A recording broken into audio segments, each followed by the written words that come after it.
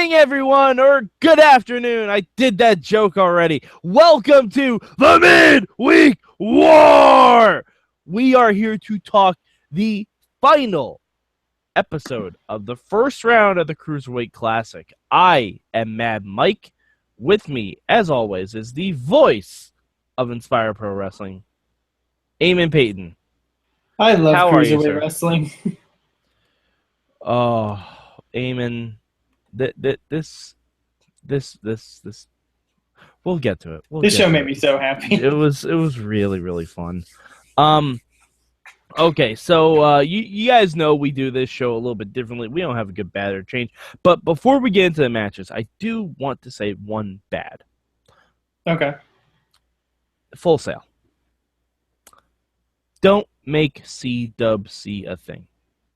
Oh, I didn't think that was too bad. I thought it was way too self-indulgent. I guess. I'd rather have them chant for wrestlers. I guess. My bad.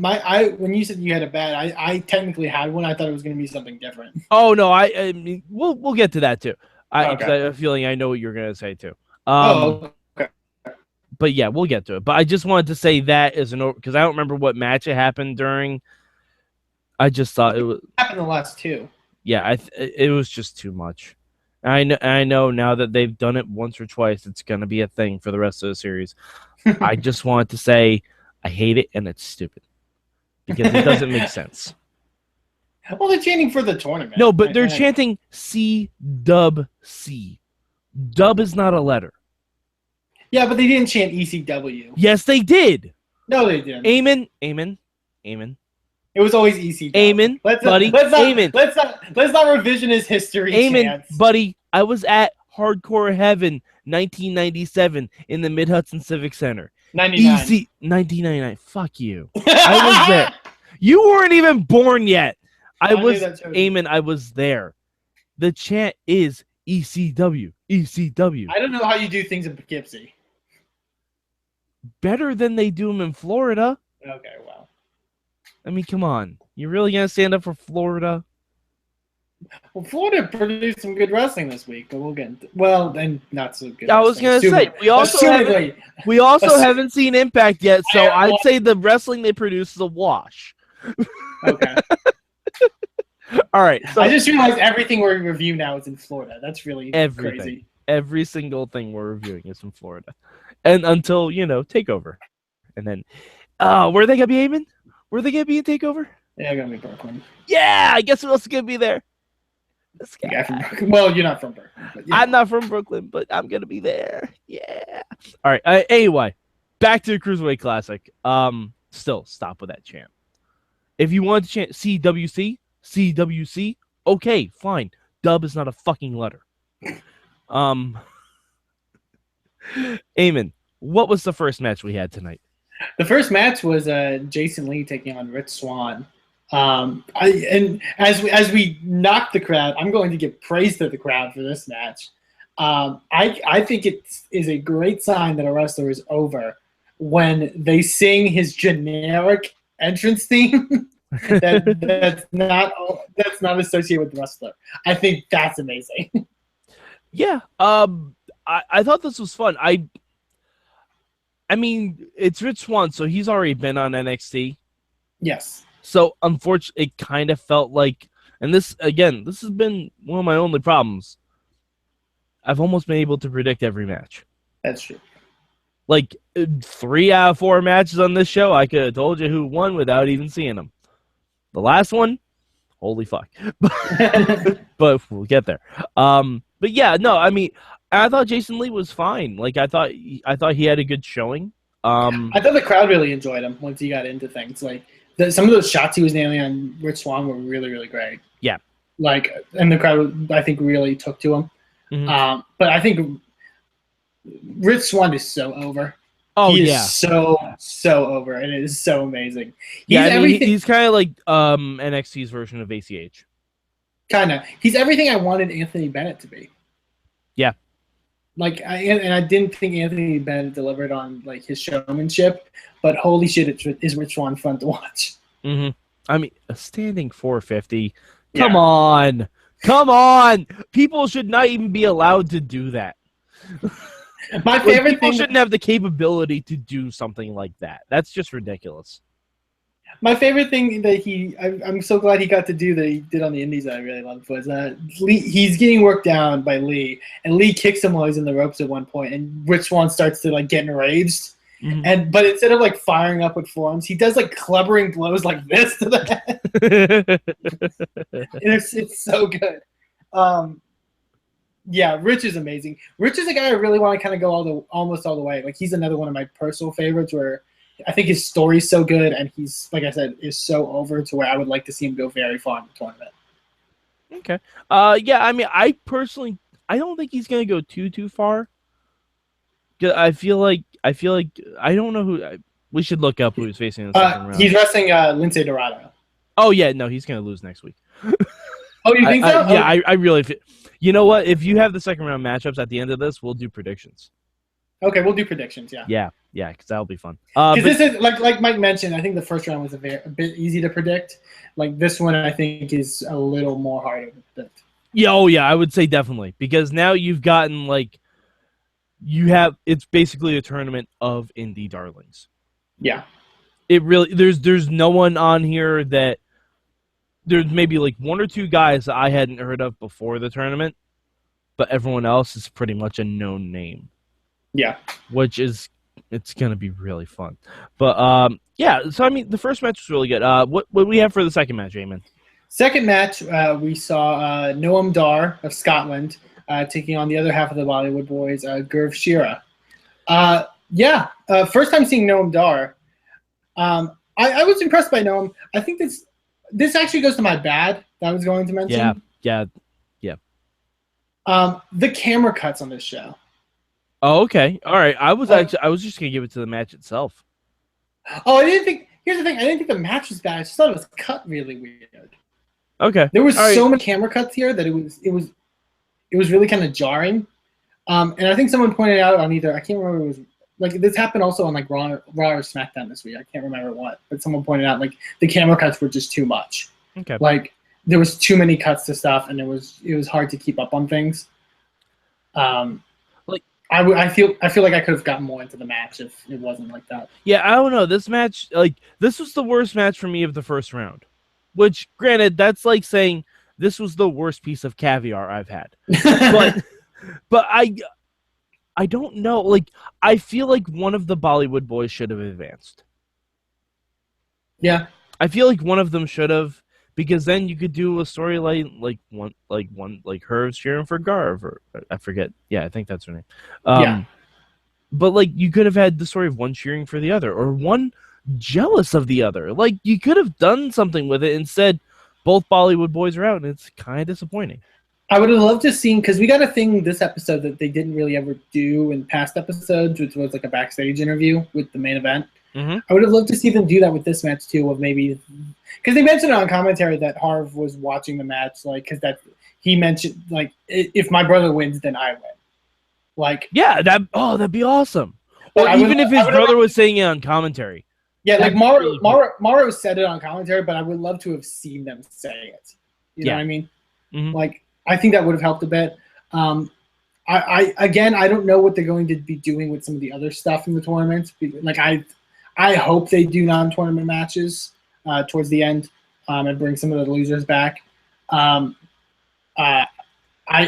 still think the Bollywood. I really like the Bollywood boys, but yeah, it just wasn't the most enthralling match for me compared to some others in the tournament. I thought that I was fine. There's something I do really like about Noam Dar. Like I think just the way he kind of presents himself. I think I really like. Mm-hmm. He won with a leg bar, which I thought was really good. Yeah, there have been a lot of submissions in the first round. Yeah. There have been a lot of submissions. Yeah. One thing I did like, though, and there was a pretty bad botch in about the middle of the match, and I liked how Morrow and Brian didn't ignore it. Yeah. And they said that, something like this, you can have a lot of nervous energy. And honestly, it pulled way back. I'm like, You know what? That's an excellent point. This match, you're right, was a really good showcase of what I like about the commentary. They also did a good job of Noam Dar was being he would nail him in the corner and then do a rollout or something like that, and was being kind of more extravagant, I guess you could say. And I like how Brian kind of pointed out in a tournament environment like this, I wouldn't do something like that. And it didn't take away from Noam at all, but I think it just added to the match. Now, what I forget when they said on commentary, was it this match that they said that someone's grandfather was watching the match, but he couldn't? Oh, yeah. The Bollywood Boys. Yeah, I thought, okay. Oh, basically, I heard that Daniel Bryan was I was so moved by that. I'm yeah, I was too. Holy shit. Basically, if you haven't seen Cruiserweight Classic, and why the fuck haven't you? Turn this off right now. Come back to it afterwards, but turn it off right now and go watch this episode. But the Bollywood Boy's grandfather is blind. Yeah. So he was going around telling everyone that his kids were in the match, but that he wasn't going to watch it. He was going to listen to it. Yeah, and because he starts telling, but Brian saves that for the end. He starts telling this story about how his grandfather was so happy that his sons got into the tournament, or his grandsons got into the tournament, and telling all of his friends and stuff like that. And when Brian asked him, is your grandfather going to be watching? And they said no, he's actually blind, but he's going to be listening.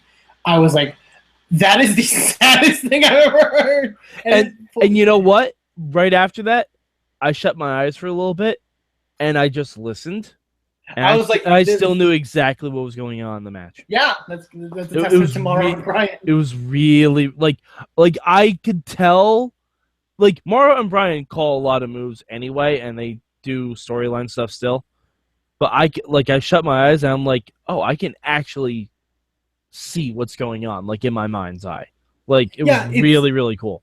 And it's cool because they didn't refrain from plugging stuff during matches, but they did it quickly and not as frequently as you see on the main shows. Yeah, and granted, that's probably by design because this is only an hour show. So I know they mentioned John Cena being in China and speaking Mandarin and stuff like that because of WWE's relationship with China, but they mentioned it briefly and they got back to the wrestling. I thought that's what you should do. Yeah, absolutely. Yeah, no, I agree. I mean, I feel I wish that we could have had Daniel Bryan on commentary on SmackDown and JBL in charge. Yeah. Does that make sense? Because I feel JBL... No, that totally makes sense. JBL and Mick Foley being in charge as the general managers, I think, has more cachet than Daniel Bryan being in charge.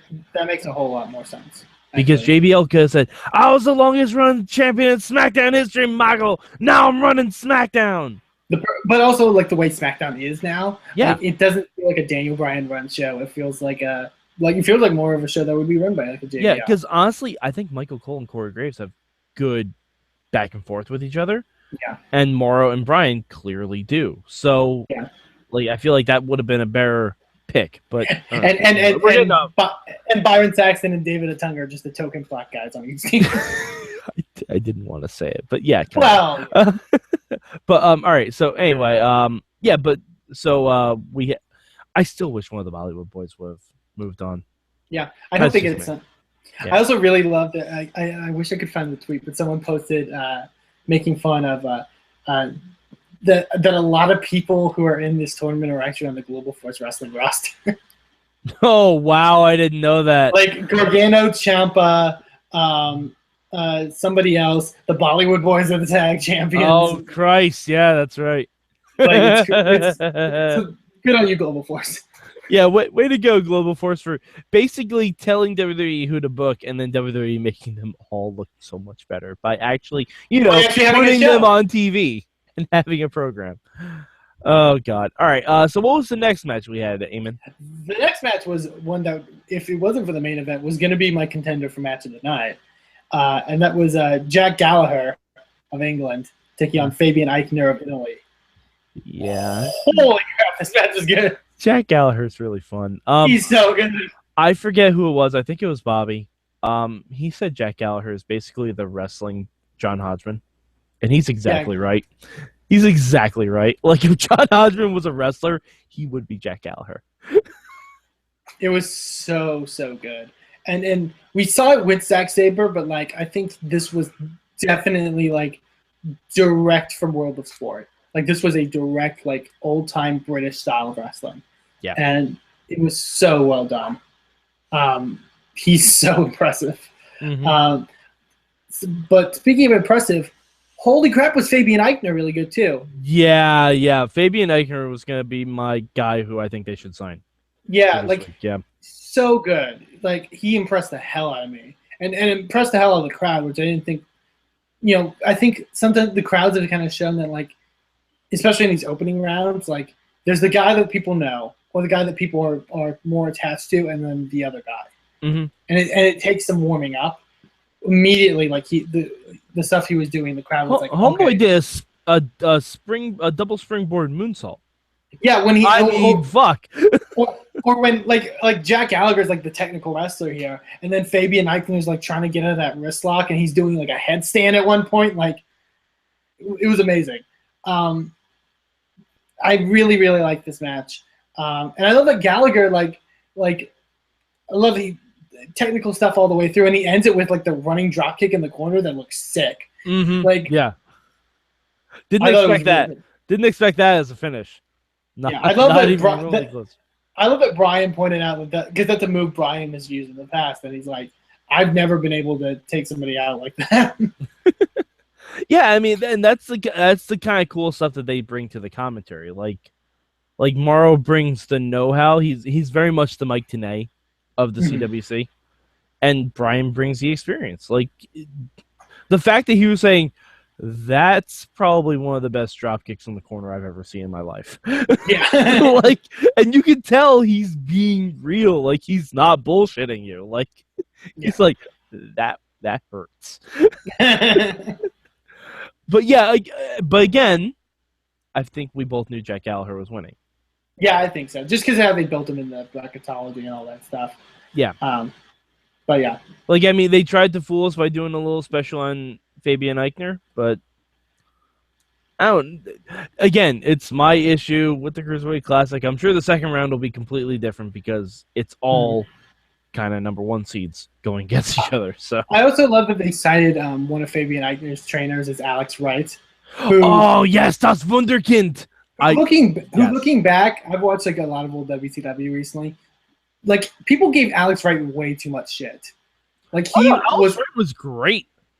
I think people obviously the DNC gimmick was but he was a great wrestler too. Like his style was a lot like that British style. Like I'm not gonna lie, one of my favorite gimmicks in WCW was Berlin. Yeah, I thought Berlin was great because I like Alex Wright. Like I thought he was a good wrestler. And I thought the gimmick he had was stupid, but when he when he changed to Berlin, I'm like, oh okay, yeah, I get it. This is great. I even like watch some of those old matches with like Steve Regal and stuff like that, or even like another guy who I think is really underrated is like a Disco Inferno. Like as far as like knowing his role and like playing up to it, like those matches are good. They're really good. Disco Inferno was very much the Heath Slater of his day. Yeah, really. Like he very knew much his place. So. He knew his place. He knew he was there to be the punching bag. And he could literally be put in with anyone. Yeah. Like you could put Disco Inferno in, he could have a good match with Alex Wright, or he could get squashed by Goldberg. Yeah. Like that's the good thing about people like that. Like that's why Heath Slater is where he is. Like that's why he has a job and why he's being awesome. Totally, yeah. Yeah. All right. So sorry to get off on this rant about Disco Inferno. No, it's fine. The one person I didn't think we'd be talking about in this. I kind of just want to put Disco Inferno in the description now, just see if people notice. So Eamon, let's get to that main event. Oh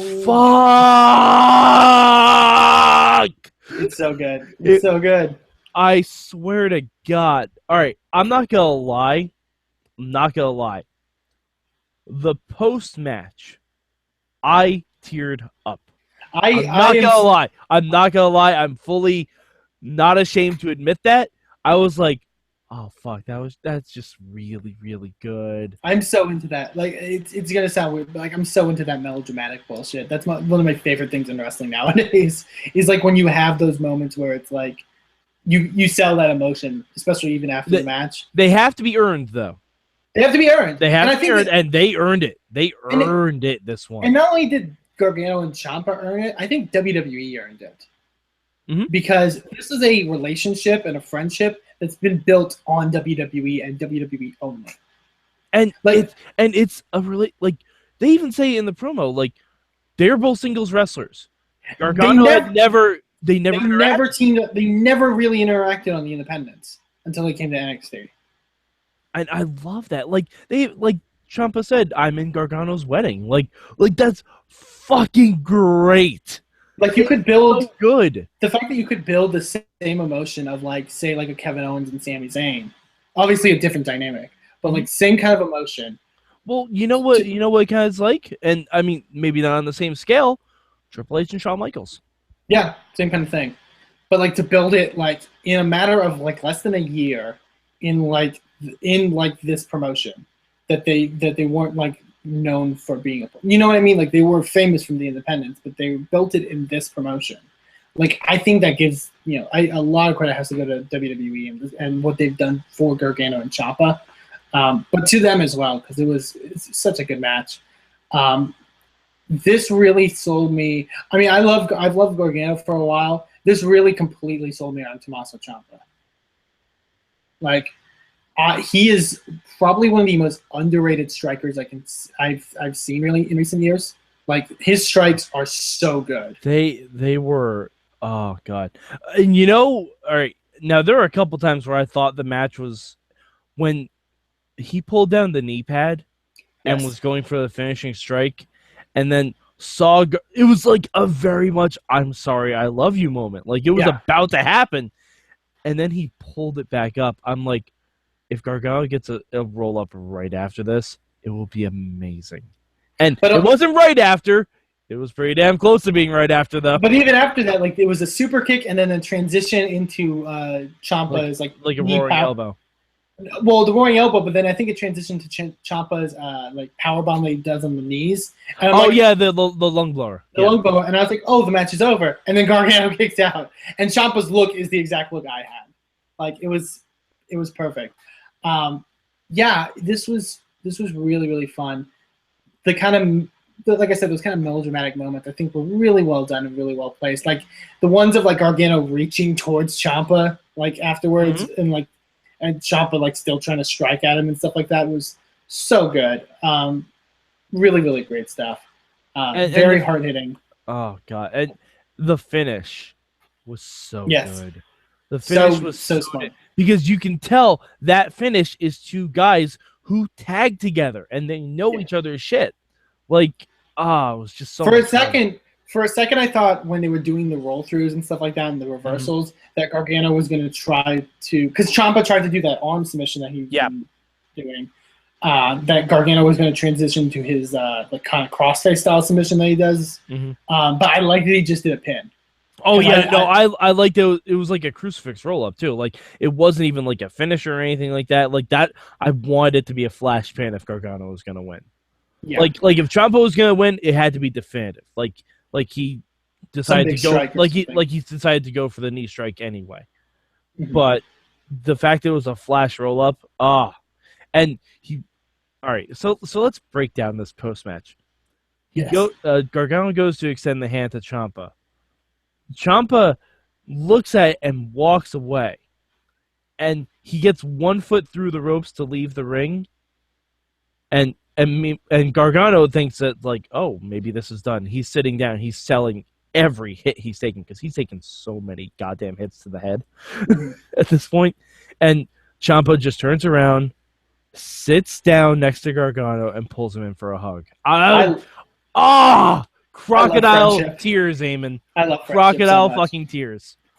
And we talked about it on the NXT show. Like, this also really elevates the stuff they're doing in NXT and to their feud with the Revival. Like, I think that's so cool. I really love it. Now, Eamon, I have a question, and I'm gonna be devil's advocate.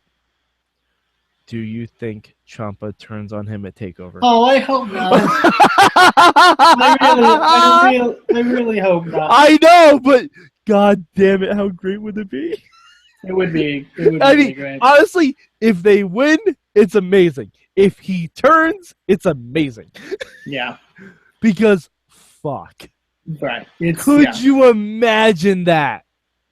Like, if they use the CWC to build to something at TakeOver, that's fucking genius. Yeah. And I'm sure they'll probably, like when we finally hear it's going to be Gargano and Ciampa versus Survival, I'm sure they'll show parts of the CWC match. Like, these two men were at a war with each other in the Cruiserweight Classic. And oh man, if Ciampa turns on him at Brooklyn, I'd be so sad. Ciampa would be the biggest heel in the world. Oh yeah, totally. But it would also make both of them. It would make both of them so hard. Yeah. Oh man. I just made you super duper sad, even I don't suggesting that, didn't I?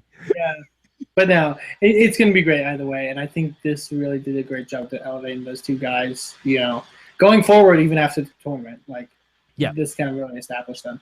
Yeah, absolutely. Like, and we're talking about a lot of the post-match. The match itself was amazing. Oh, totally. Yeah. Yeah, the match itself, I would say maybe the best first-round match. I'd say that. I would definitely say that. Yeah, I mean, they definitely spaced this out well. So, and I mean, we even got like the pre-package before that, where the package was like, the interview was really that Gargano was like, "Hey, he's my brother, but when I see him across the ring, he's just another guy."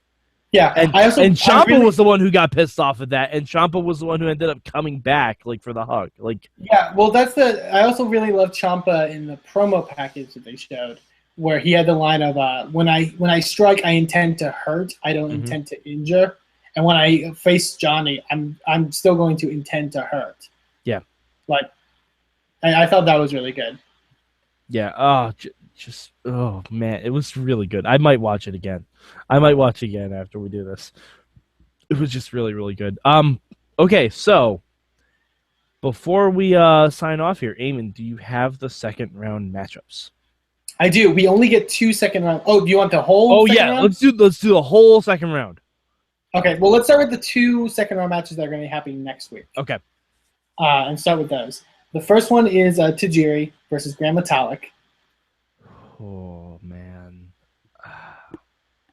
I gotta go Grand Metalik on that. I'm thinking Grand Metalik because everything based off of another person in the tournament. I'm leaning towards Grand Metalik winning. I think it makes sense because Tajiri, he's a big enough name. He doesn't need to advance that far, and he doesn't have like the story that Brian Kendrick does. True. Yeah. All right. What's the second one we're getting? And then the second one is Cedric Alexander against Kota Ibushi. Oh, god damn it! That's gonna be such a fun match. It's gonna be really good. This is probably. I think this is the second round match I'm most hyped for. Oh, definitely. Okay, I'm going against my gut on this one. I'm gonna say Cedric Alexander. Okay. I'm gonna say Cedric. Because like I've been saying, I want some upsets. Yeah. I want some upsets. Kota has already debuted on NXT, so he's established. I think Cedric winning puts a big feather in the cap of Cedric Alexander. It changes the dynamic of the tournament, and I think it helps everyone involved because it like I know Kota Ibushi's one of the favorites, and I think one of the favorites I feel has to go out early.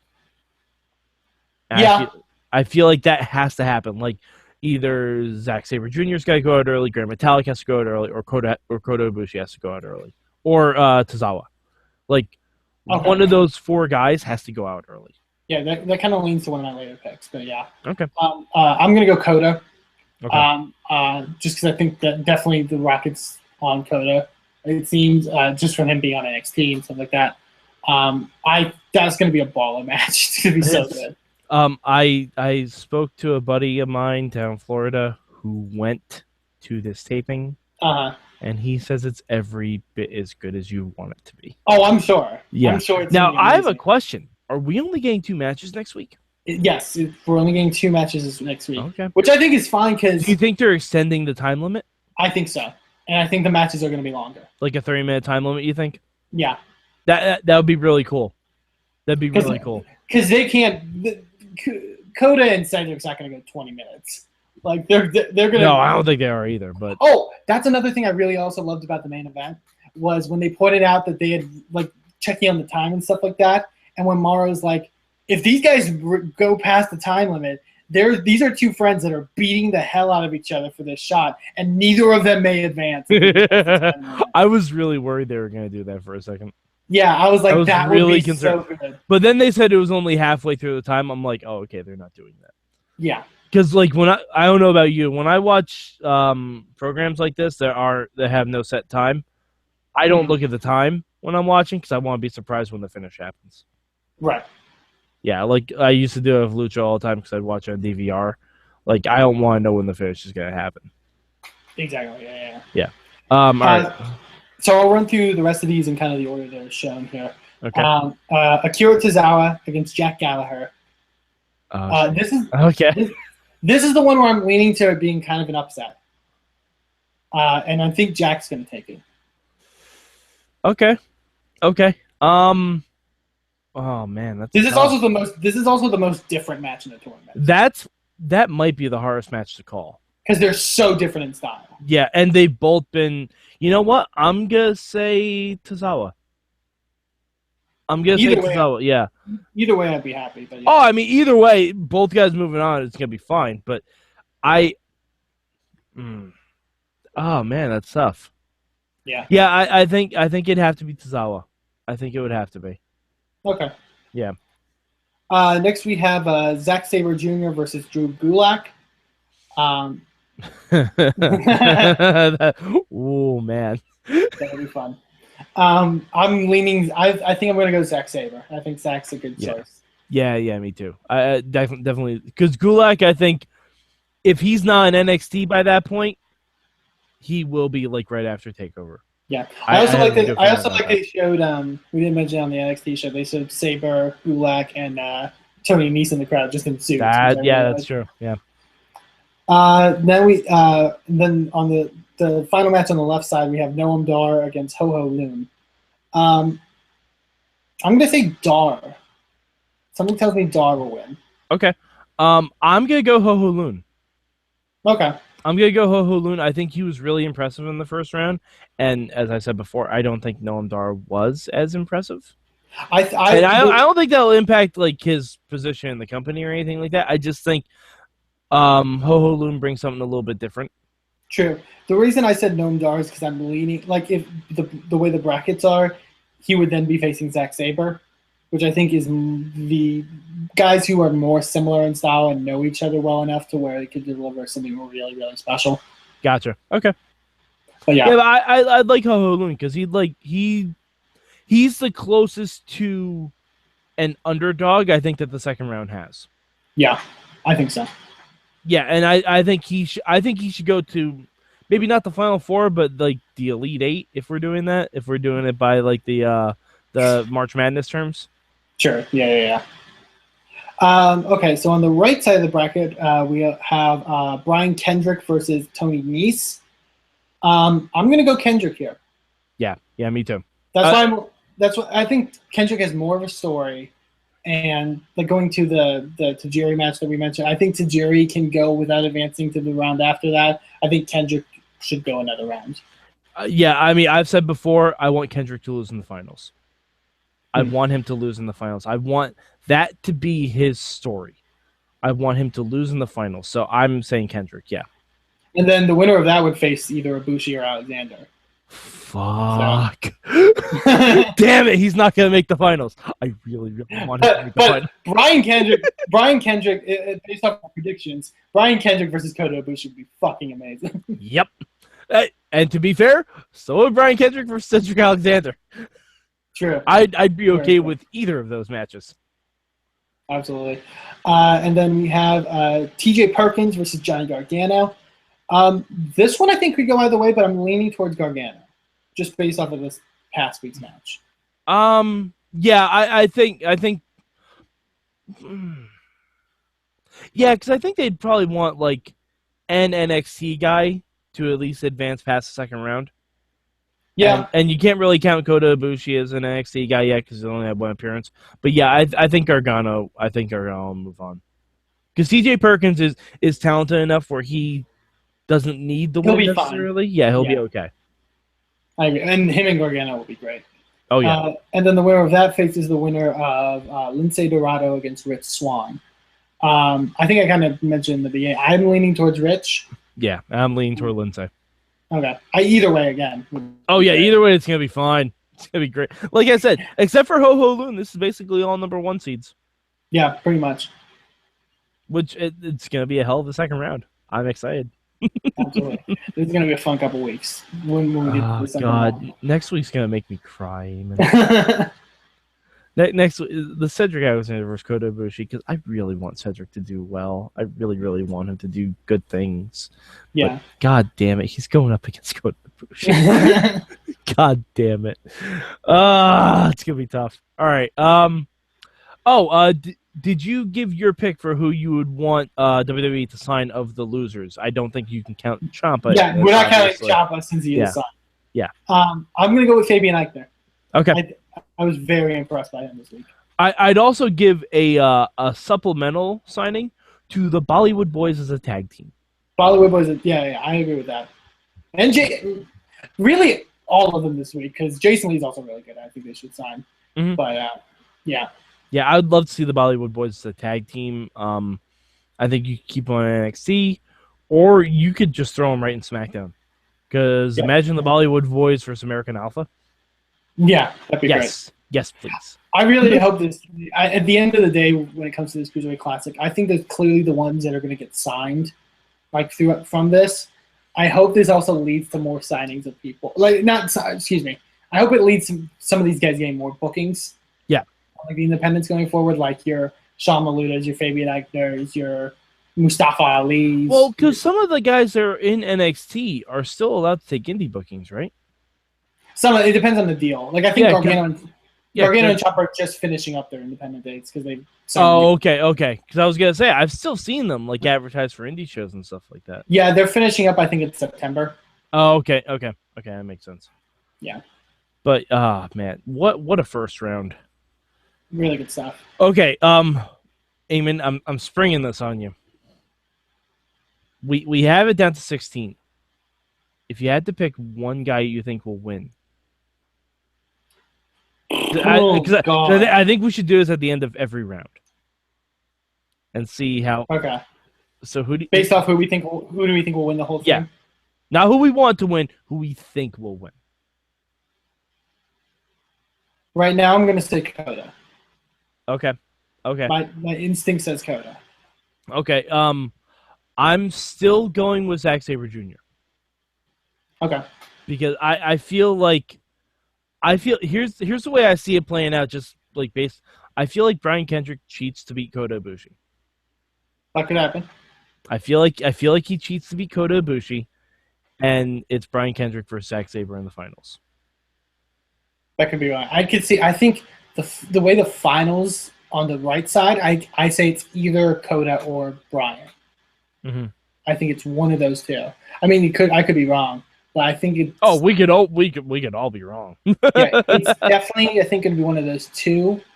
I think on the other side, I think the finals on the other side, it's either going to be Sabre or Grand Metalik. Mm-hmm. But again, anything can change. So yeah, of course, absolutely. That's the great thing about this is literally any of them can win. I think. Yeah, I think so. Because you could even think WWE is going to want to push their own and give it to Gargano. I think literally make him Johnny Wrestling. Like you could do that. There would not be any huge blowback, I don't think, for Johnny Gargano winning this whole thing. No, not at all. I think really any of them can pretty much win it. Mm-hmm. All right.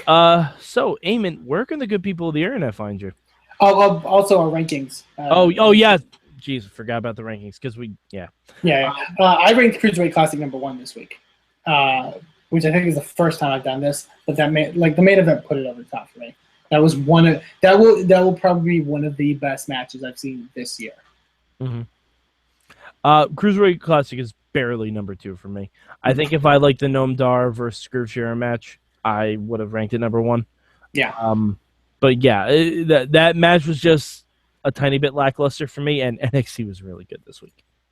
NXT was really on point this week. Like it was a solid 2-hour block of programming by WWE.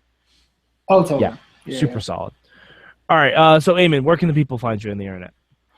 You can find me on Twitter at Eamon2Please. You can also check out the wrestling promotion I'm involved with, which is Inspire Pro Wrestling, over at InspireProWrestling.com. Our next event is August 14th, which features Cruiserweight Classic star Lindsay Dorado, as well as Lucha Underground star Matt Cross, a.k.a. Son of Havoc. So for more information on that, in the Austin, Texas area, visit InspireProWrestling.com.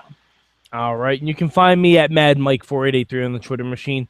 Let us know who you think is going to win the Cruiserweight Classic. You can either tweet us at Mayhem Show, you can tweet Eamon or myself personally, or you can go on our Facebook group. We talk about Cruiserweight Classic stuff a lot on there.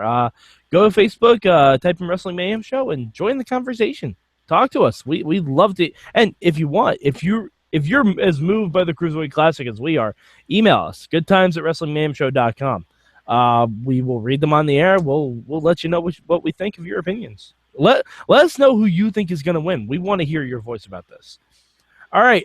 So for Eamon Paton, I'm Mad Mike, and this has been your Midweek War.